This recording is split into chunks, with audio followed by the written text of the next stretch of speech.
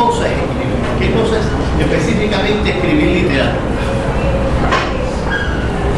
Es mostrar una experiencia, o sea, algo que tú tienes por decir, por dentro, a través del idioma y utilizando un lenguaje que no es estrictamente el que usamos comúnmente en la calle.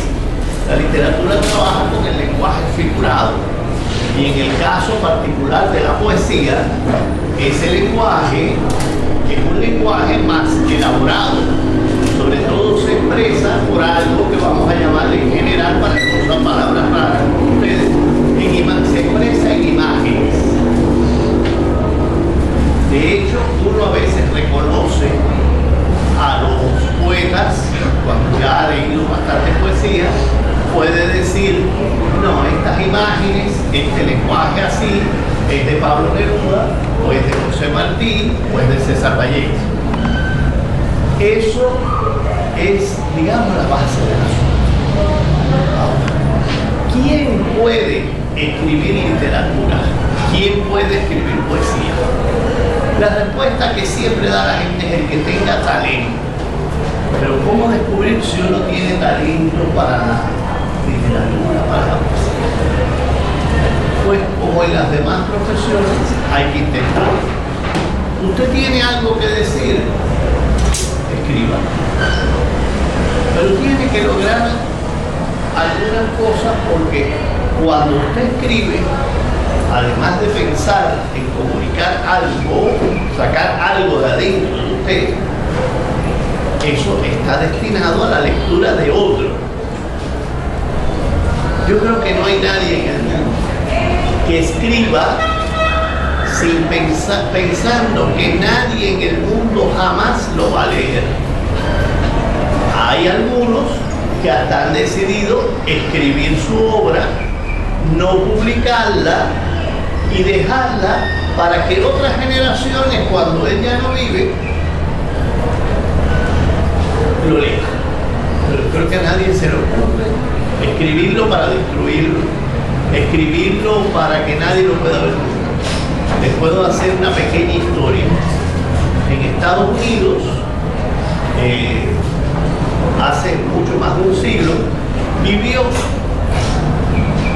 una mujer soltera que en su pueblo para todos era sencillamente una ama de casa.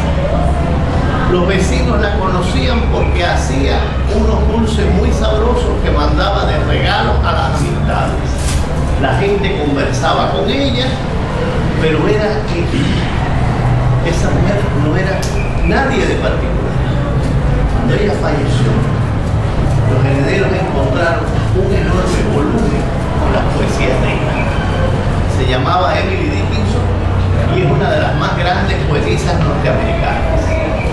Es decir, escribir no quiere decir que necesariamente estás escribiendo para publicar, pero siempre que estás escribiendo lo estás haciendo para comunicarte.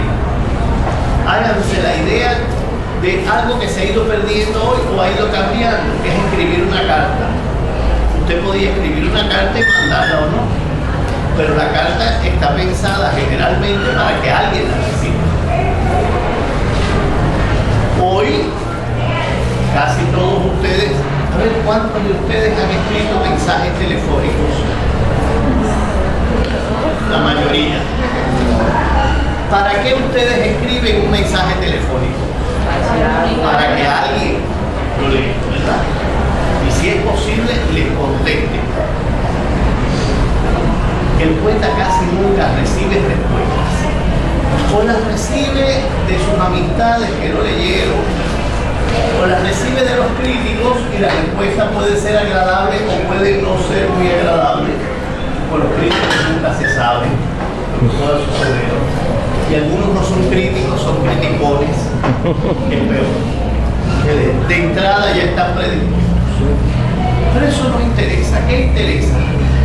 Alguien que quiera escribir, ¿qué debe hacer? Sería muy fácil decir que vaya a un taller literario. Sí, los talleres literarios ayudan, pero hay que tener una disposición personal para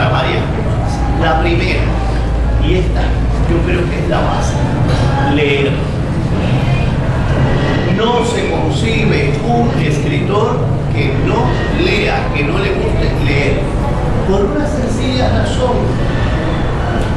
Leer nos educa. Y usted no puede escribir si no sabe qué han escrito otros. No se puede escribir desde la ignorancia. Si usted no ha leído a Martín, si usted no ha leído a Vallejo, si usted no ha leído a Dulce María Loinás, difícilmente pueda escribir una poesía con una idea de qué es la buena poesía. Eso es importante. Lo segundo, la herramienta principal, el idioma. Miren, los carpinteros, cuando van a hacer un trabajo, necesitan una materia para ese trabajo, que es la madera. Ellos deben cuidar que la madera no tenga comején, que la madera no sea demasiado fresca, que se vira entonces después cuando le da el sol o la humedad. Y además de eso, tienen un serrucho, tienen una trincha, tienen una serie de herramientas. El idioma tiene sus herramientas y sería el instrumento de ustedes. Por tanto, tienen que tener un conocimiento del idioma y saberlo manejar bien. Y esto va unido a la lectura. Léanse el Quijote de Cervantes y sabrán entonces qué cosa es manejar bien el idioma, porque a Cervantes se le tiene por una de las autoridades del idioma. Pero quien dice Cervantes, dice autores muchísimo más modernos que también han manejado muy bien el idioma. Pensemos en Nicolás Guillén, en Eliseo Diego, en Fina García Marrús. Hay muchos escritores que son ejemplos de manejo del idioma. ¿Cómo se empieza a escribir? Pues sencillamente usted lo mismo lo hace ya. Hoy no necesita ni la hoja de papel y el bolígrafo. Puede hacerlo en el teléfono, puede hacerlo en un tablet, puede hacerlo en una laptop, puede hacerlo donde guste, mientras no escriban en las paredes. Lo demás está bien. El vehículo, el soporte donde se haga, no es lo mismo. Y lo otro que falta es el trabajo, la constancia. A los escritores nos sucede algo. Nos puede venir una idea en un momento. Podemos escribir un poema en 10 minutos. Pero la labor no se acabó ahí. Hay que tener la constancia de guardar eso. En mi caso, por ejemplo, yo prefiero que pase un tiempito para tener cierta distancia, dejar un poco como si el texto no fuera mío. Ya. Cambió el estado de ánimo, pasaron los días y vuelvo a revisarlo pensando en esas cosas, en la comunicación con la gente, en el uso del lenguaje, evitando palabras repetidas, errores gramaticales. No se supone que un escritor tenga faltas de ortografía. En eso hay que pensar. Por cierto, conocí hace años a un joven poeta talentosísimo, pero era algo así como que era alérgico a la ortografía. Necesitaba que alguien mirara sus libros antes de mandarlos a un concurso o un editor para que quitara por lo menos las peores faltas de ortografía. Nada, con el tiempo fue aprendiendo, con el tiempo y la práctica, cuando ya tuvo varios libros, la ortografía había mejorado notablemente. Siempre los editores tenían luchas con él y eso de la ortografía. Y desde luego, uno no se convierte en escritor en un solo día. Uno tiene que trabajar, tiene que esforzarse, tiene que tener constancia. Esa era un poco la experiencia del narrador norteamericano Ernest Hemingway. Hemingway decía que en realidad el talento era un poquito, que lo que completaba todo era el trabajo, y que conste que Hemingway destinaba todos los días un rato a escribir. ¿Saben cómo escribía? Descalzo, de pie, en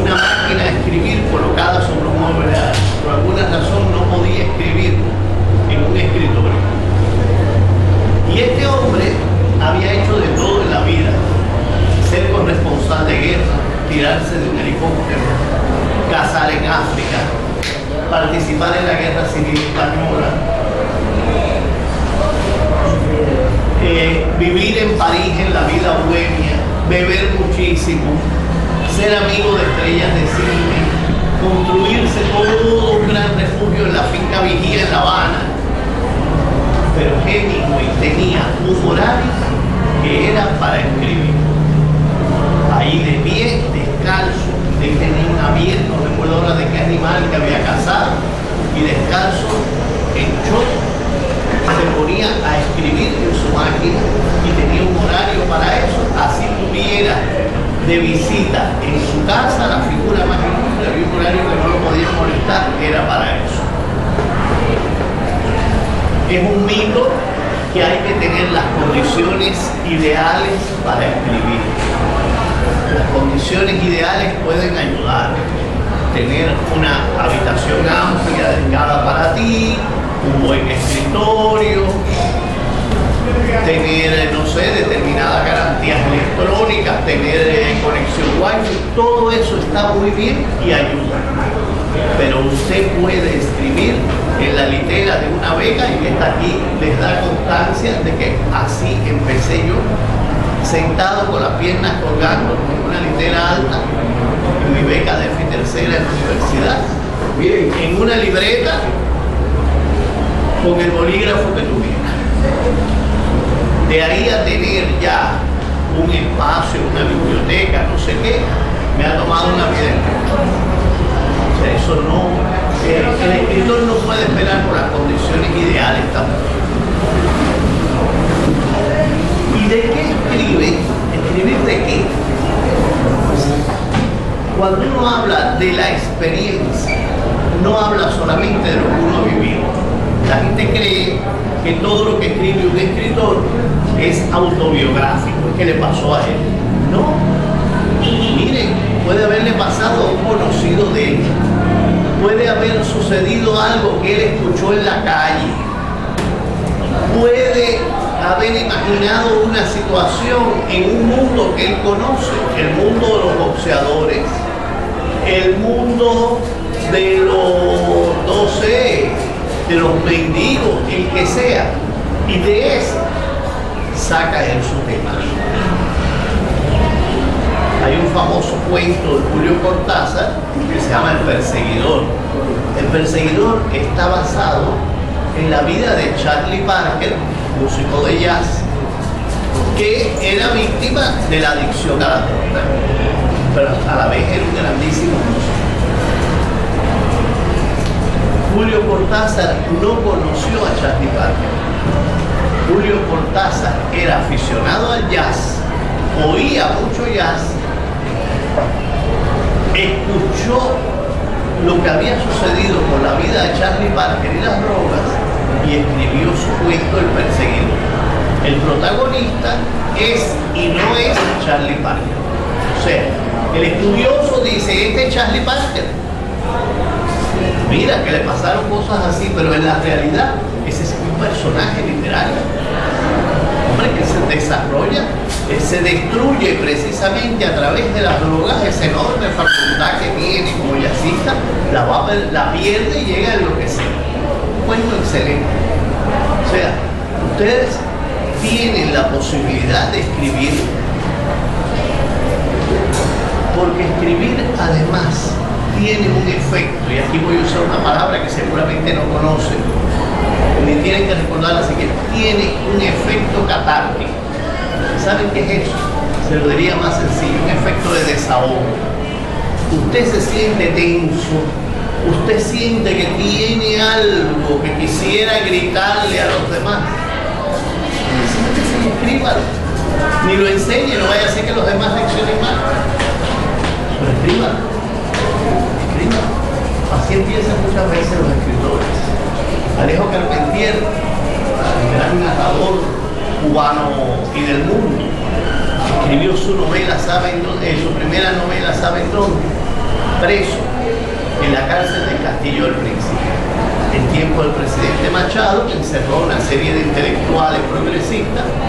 Alejo Carpentier tenía un tiempo enorme, estaba rodeado de intelectuales que hablaban de temas intelectuales, y él se pone a escribir su primera novela. Claro, escribió el borrador como pudo en la cárcel. Cuando salió de allí ya pudo entonces trabajar eso mejor, elaborarlo mejor, pero hasta en las circunstancias más negativas de la celda de la cárcel es posible.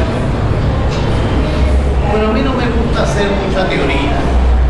Yo les voy a leer un par de poemas y después me gustaría que ustedes me hicieran preguntas.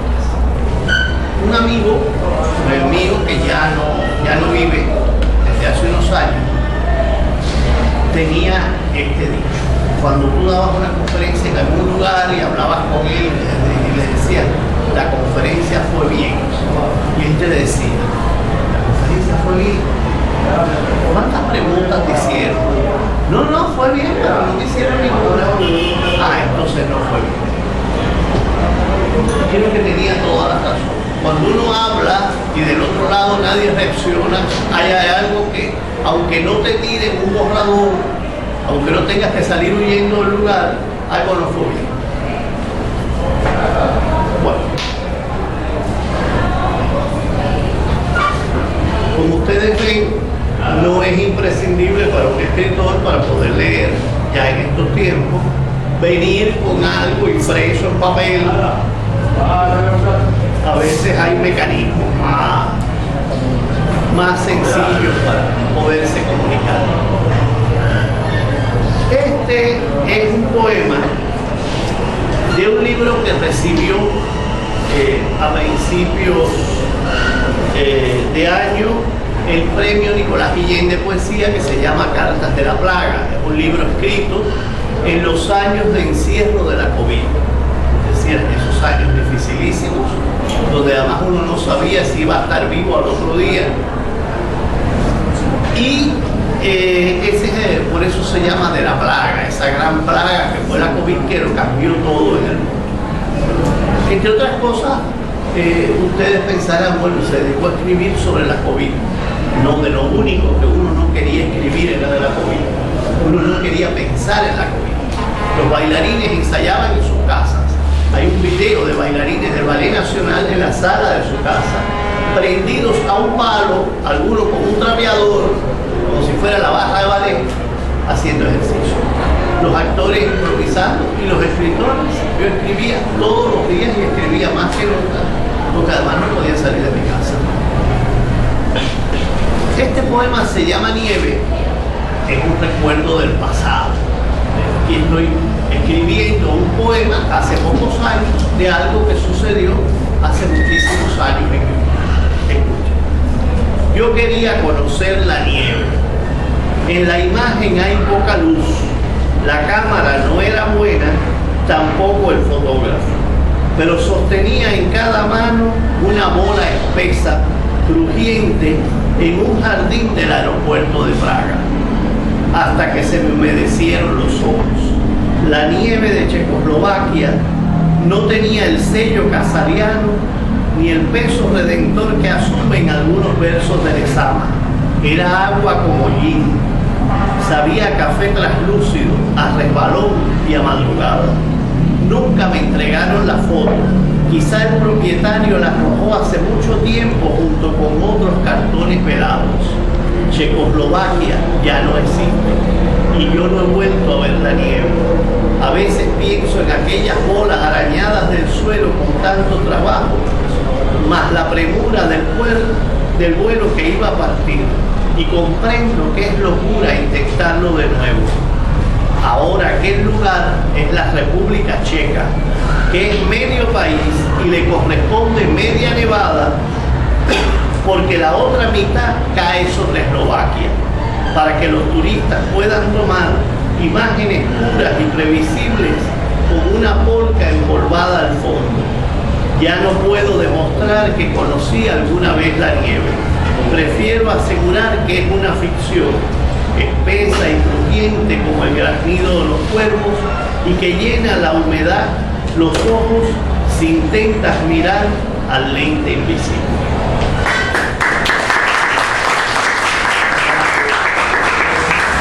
Observen que es un texto que está escrito en el siglo XXI, un texto que sin embargo está recordando una experiencia mucho más vieja, una experiencia que es de 1981. Es decir, sobre lo que uno escribe tiene que ver también con la vida acumulada, con lo que has vivido alguna vez. Sencillamente recordar una foto que además nunca tuve, que me hicieron en el aeropuerto de Praga con 2 horas de nieve en la mano, que además era desesperante sostenerla, en lo que aquellas viejas cámaras las enfocaban, cogían la posición, échate más para acá, no sé qué, y encima no me la dieron después. Puede motivar un poema 40 años. Y de otro cuaderno les voy a leer un poema de amor. Seguramente, bueno, cada cual lo expresa según su carácter, su vivencia, pero ustedes deben haber tenido esa situación en la que quieren encontrarse con alguien y muchas veces reconciliarse con alguien y no saben qué decirle, ni qué papelito mandarle, ni cómo reaccionará a eso. Es una situación que quizás algunos de aquí hayan vivido, que no sean escritores. Ahora, ¿cómo arreglo esto? Ahora, ¿cómo me vuelvo a acercar después del desastre? Se llama postal de cumpleaños con patinadores. Estoy escuchando a Mozart y recuerdo que es tu cumpleaños. Comienzo a buscar una postal amarilla para escribir lo de siempre. Que te amo y soy feliz, que soy feliz otra vez y desde luego te amo, que un largo etcétera. Voy a cubrir el reverso de un guerrero o de un reloj, un arpa o unos patinadores al borde del desastre, con palabras azules, con excelentes fotos, con besos donde la tinta se corre un tanto. Estoy escribiendo un poema como quien busca un puñado de aire en las gavetas del tiempo o en los pulmones un tanto fatigados de la isla, para que este día te sea leve como la música de Mozart, como el gesto de los patinadores cuando llegan al sitio más indefenso del hielo, levantan los brazos, hacen reverencias a diestra y siniestra sin saber siquiera si alguien los está mirando.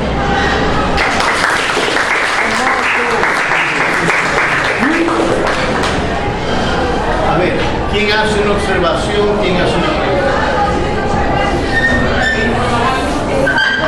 A ver, muy alto. Es algo nostálgico de extrañar ese amor y es como si fuera una carta, pero sabes que no lo vas a recuperar. Pero como tenerlo guardado en esa carta, ese sentimiento. Es algo así, señores.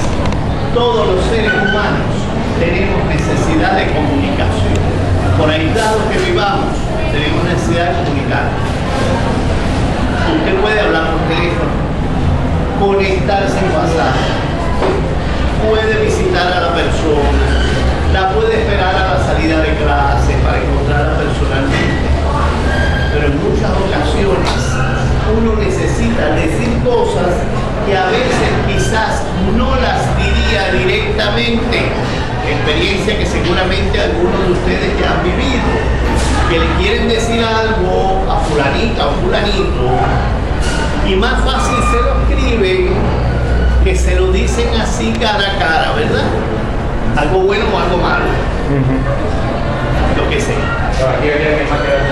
Esa necesidad de comunicación puede dar lugar a la escritura. La escritura de alguna manera conserva un recuerdo, una sensación, un sentimiento, una expresión de miedo o de alegría, de y está allí. Ese texto, por ejemplo, puedo por primera vez en la vida confiarlo en un auditorio. Es un texto que yo escribo para una mujer que años después es mi esposa. Pero tuvimos, como tantas personas, un noviazgo accidentado porque somos dos caracteres fuertes. Y en algún momento, exactamente yo hice eso. Escogí de una serie de postales que tenía en la casa, una postal con patinadores. Escribí en ella unas líneas que no son ese poema, eran unas frases, y la tiré por debajo de la puerta de su casa. ¿Saben qué fue lo más angustioso? Que pasara un día, dos, una semana y tuviera respuesta. Y yo, callado, desconsolado, seguí con mi vida hasta que un día recibí una llamada. Yo había tirado con tanto nerviosismo la postal que cayó debajo del sofá de la casa. Y mi esposa tuvo que esperar, ella muy ocupada en su profesión, no hacía limpiezas profundas. El día que apartó el sofá para barrer y vio la postal, cogió el teléfono. Pero ese es un poco también el sentido de la poesía. La poesía nos hace decir lo que a lo mejor no diríamos cara a cara. O decirlo mejor o decirlo con más precisión. Otra.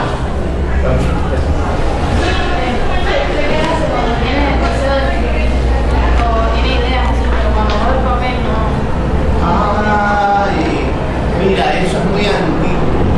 Decía un gran escritor que escribió gran poesía en Francia, pero escribió poquita, por eso, Mallarmé, que eso se llamaba el terror a la página en blanco. Yo les voy a decir lo mismo que he dicho en reuniones de escritores y en encuentros en el mundo.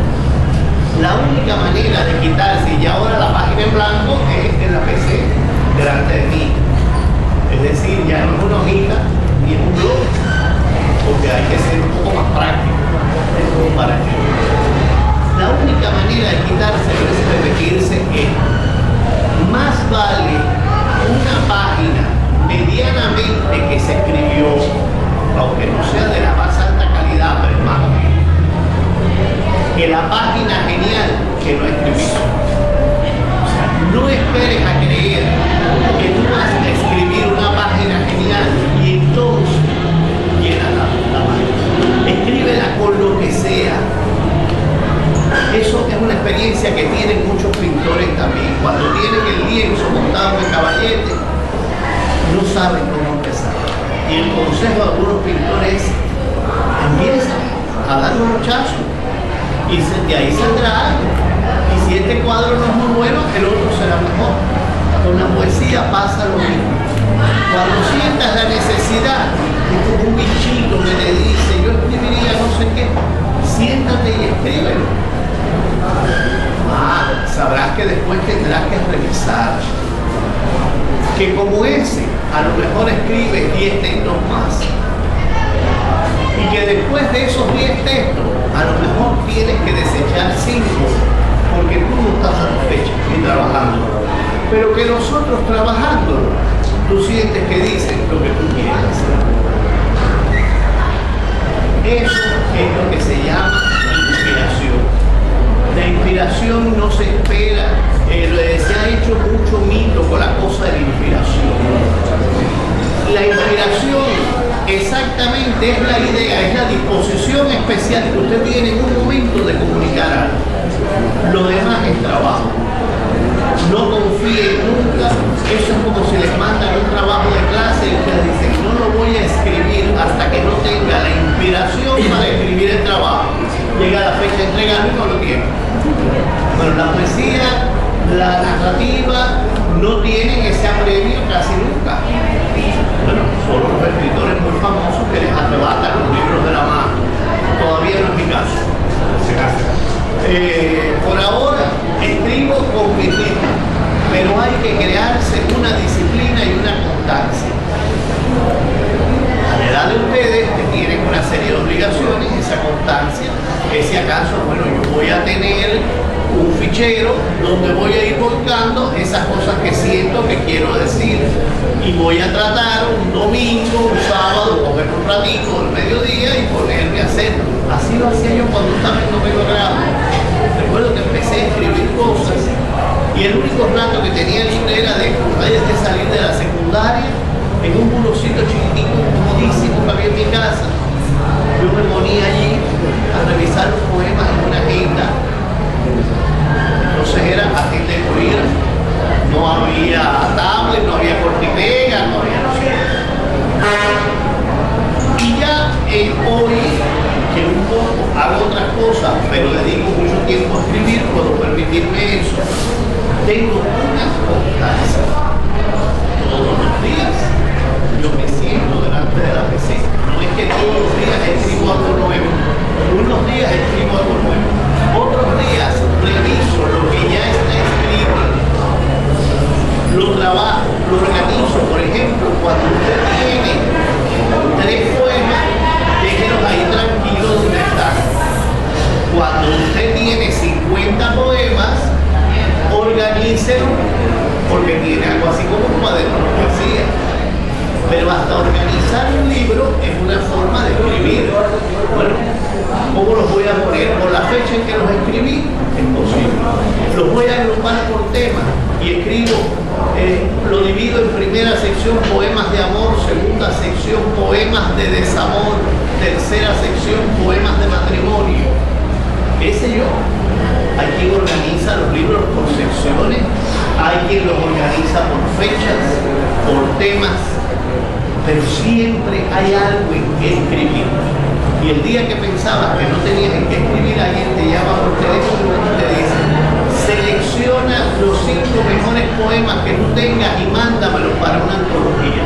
Y entonces ahí ponte a revisar a ver qué es lo que tú consideras que son tus 5 mejores poemas y prepáralo para la antología. O sea, eso siempre hay algo que hacer.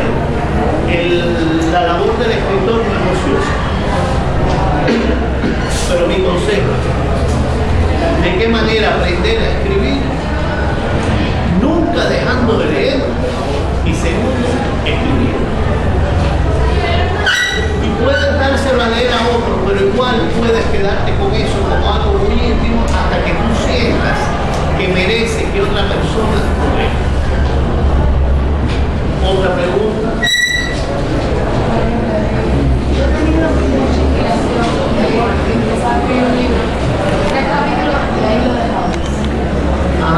Y como que ya después no logro cambiar la vida. Mira, esto es válido para todo tipo de textos. Muchas veces uno siente la necesidad de hacer algo que además tiene como una idea en la cabeza, no sé, un esquema, pero tiene una idea de que va a ser un texto. Algunos me han dicho: ay, yo he empezado una novela, pero no paso de la página 11, ¿cómo yo logro? Siempre les digo lo mismo: dejen de usar eso. Eso me ha sucedido a mí y me seguirá sucediendo. Uno a veces cree que algo da para mucho. De momento eso se queda allí. Usted lo deja, no lo desaparezca, no lo compagina con tontería, indignarse con el texto y romperlo o botarlo. Guárdelo y vuelva sobre él cuando sienta necesidad o tenga algo para continuar. Les confieso, por ejemplo, uno de mis ensayos publicados es un libro sobre el poeta Plácido. Ese libro me tomó a mí que estuviera listo mucho más de 5 años, porque lo empecé y en un momento dije: ay, pero ¿por qué yo estoy haciendo esto? Yo no tengo más que decir. Lo dejé. Lo volví a tomar y había algo que no me funcionaba, no sé. Lo volví a dejar. Y la última vez que retomé el libro era como si me empujara. De momento iba viendo claro lo que tenía que hacer.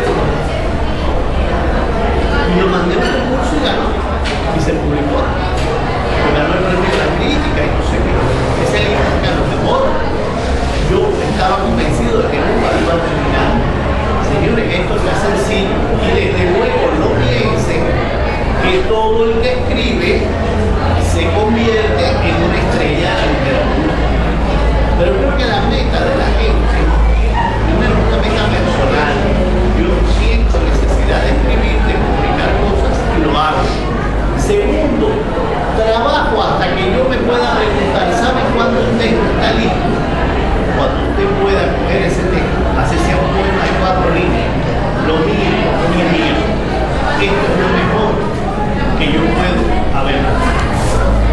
Ya yo no tengo nada que hacer y siento que está bien. Ya, usted terminó con el texto. Ahí empieza el lector o la acción del tiempo que en algún momento hará que ese texto usted lo dé a conocer solo o junto con otro en un cuaderno o lo lea en un lugar, etcétera, etcétera. Y nunca se descorazone con las opiniones de la gente. No hay ningún texto literario, ni la Ilíada, ni el Quijote de Cervantes, ni los poemas de Martín, ninguno que haya sido aceptado absolutamente por todos los lectores.